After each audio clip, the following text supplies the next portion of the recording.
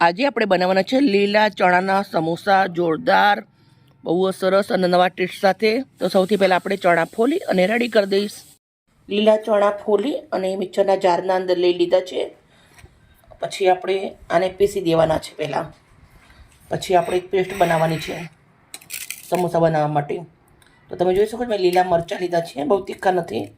થોડા મરચાં લીધા છે, થોડું લીલું લસણ, થોડું આદું, થોડી લીલી હળદર, 1 ચમચી સૂકા ધાણા, 1 ચમચી જીરું શેકેલું છે, અડધી ચમચી કાળા મરી છે, અડધી ચમચીથી ઓછા થોડા સફેદ મરી છે. તમારી જોડે સફેદ મરી ના હોય તો ચાલે. સાથે લીલા ધાણા લીધા છે. હવે આ બધું જ મિક્સ કરી અને આપણે એક સરસ મજાની ઝણઝણાટી પેસ્ટ બનાવવાની છે. સમોસાના અંદર બહુ જ સરસ લાગશે. લીલા ધાણા મેં ધોઈ અને ચાયણાના અંદર કટકા કરી લઈ લીધા છે. આપણે સરસ મજાની એક દહીંની કઢી પણ જોડે બનાવવાની છે, ખાટી મીઠી. સમોસા જોડે આપણે આ પીસી લેશું. હવે આપણે મેં ચણા આવી રીતના દરદરા પીસી લીધા છે. મિક્સરના નાના જારના અંદર બધા જ લીલા ધાણા મેં ભરી દીધા છે.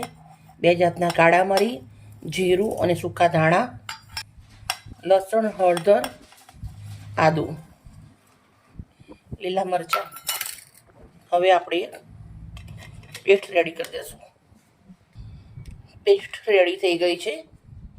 આપણે ત્રીજો મિક્સરનો જાર લીધો છે અને આપણે બનાવવાની છે કઢી. એટલે કઢી બનાવવા માટે આપણે દહીંની ખાટી મીઠી કઢી બનાવવાની છે. તો મેં દહીં લઈ લીધું છે, 250 ગ્રામથી ઉપર છે, થોડું એવું 300 ગ્રામ એટલું. સાથે અંદર 2 ચમચી ચણાનો લોટ નાખું છું. હવે આપણે અંદર લોટ નાખ્યા પછી 1 ગ્લાસ પાણી નાખવાનું છે. હવે આપણે મેંદાનો લોટ બાંધવાનો છે. તો મેં 1 વાટકો લોટ લીધો છે નાનો. થોડો અજમો નાખું છું, થોડું મીઠું નાખું છું, 3 થી 4 ચમચી એટલું તેલ નાખવાનું છે. હાથથી મિક્સ કરી દેવાનું છે. લોટ સરસ બાંધ્યા પછી આપણે આવી રીતે પરાઠથી એને કૂટવાનું છે. હવે આ લોટને આ રીતે ભેગો કરી દેવાનો છે અને ઢાંકી દેવાનું છે 15 મિનિટ. કઢાઈના અંદર મેં 2 ચમચી મોટી ભરી અને તેલ ગરમ મૂક્યું છે. થોડું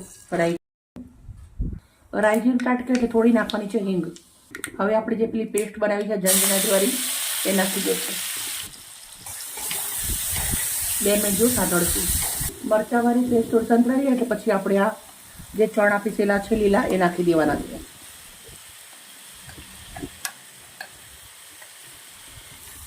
ચારથી 5 મિનિટ સુધી. 1 નંગ ફ્રેશ બટાકો બાફી અને મેં છીણી લીધો છે મોટો, એ નાખું છું માવો. 1 ચમચી કશ્મીરી મરચું, 1 ચમચી ધાણા જીરું, અડધી ચમચી હળદર, 1 ચમચી મીઠું. હવે આપણે અંદર લીંબુ નીચવાનું છે.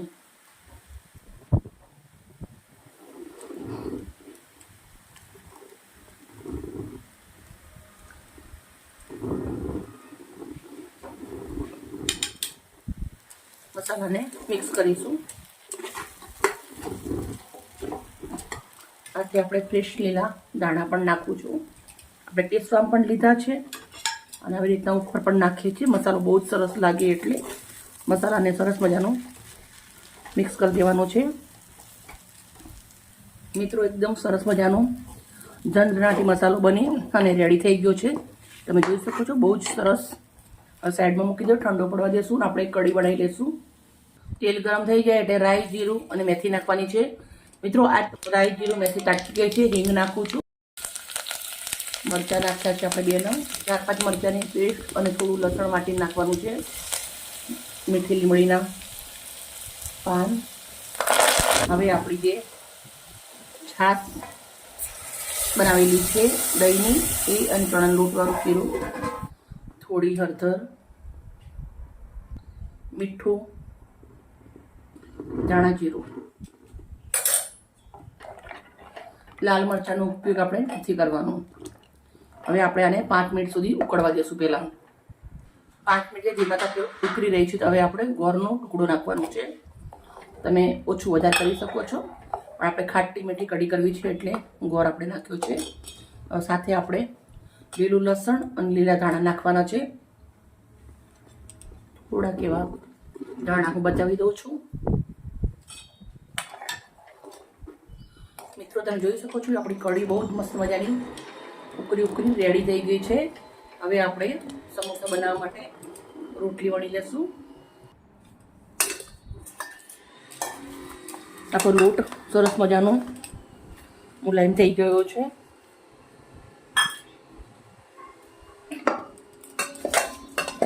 હવે આપણે આવી રીતના એક મોટું લોયો કરું છું.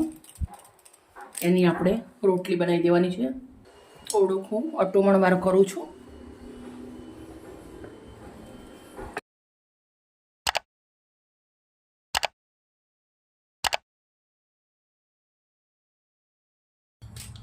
સરસ મેં મોટી રોટલી બનાવી અને રેડી કરી દીધી છે.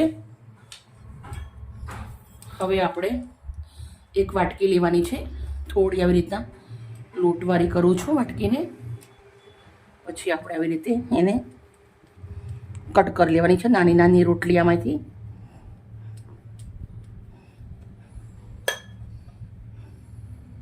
રોટલી કટ કરી લીધી છે. હવે રોટલીને આપણે કટ કરી દેવાની છે. વચ્ચેથી રોટલી આવી રીતે કટ કરી દીધી છે. હવે આપણે આવી રીતે પાણીવાળો હાથ અડાડી દઉં છું ચારે બાજુ અને પછી આવી રીતે કરી દેવાનું છે. પછી જે આપણું મિશ્રણ કર્યું છે મિશ્રણ આવી રીતે આપણે અંદર ભરી દેવાનું છે અને પછી આવી રીતે સીલ કરી દેવાનું છે. જો એકદમ સુપર રેડી થઈ ગયો છે સમોસા. બધી મેં આવી રીતે બનાવી દઈશ. કઢાઈના અંદર તેલ ગરમ મૂકી દીધું છે. આપણા સમોસા સરસ મજાના ભરી અને રેડી કરી દીધા છે. 2 પ્લેટ ભરીને ઢગલા પર બનાવ્યા છે આપણે. તેલ ગરમ થઈ ગયું છે. હવે આપણે સમોસા મૂકી દઈશું.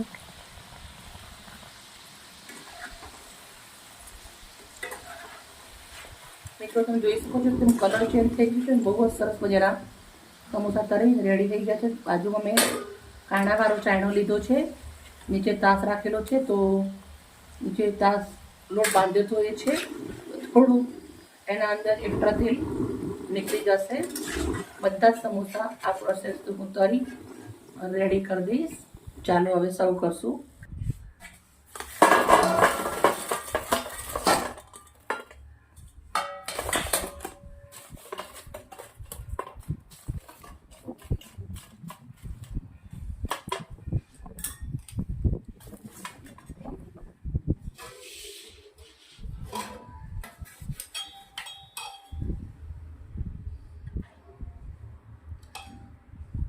સમોસા એક પ્લેટના અંદર લઈ લીધા છે, મોટી થાળીના અંદર. અને સાથે આપણે મસ્ત મજાની દહીંની ખાટી મીઠી કઢી,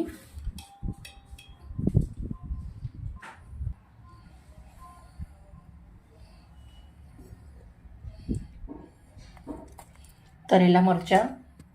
મિત્રો આજની વિડીયો અમારી સારી લાગી હોય તો પ્લીઝ એક લાઈક કરજો, દોસ્તોને શેર કરજો. આવી મજેદાર રેસીપી સાથે કાલે મળીશ. Okay, bye bye.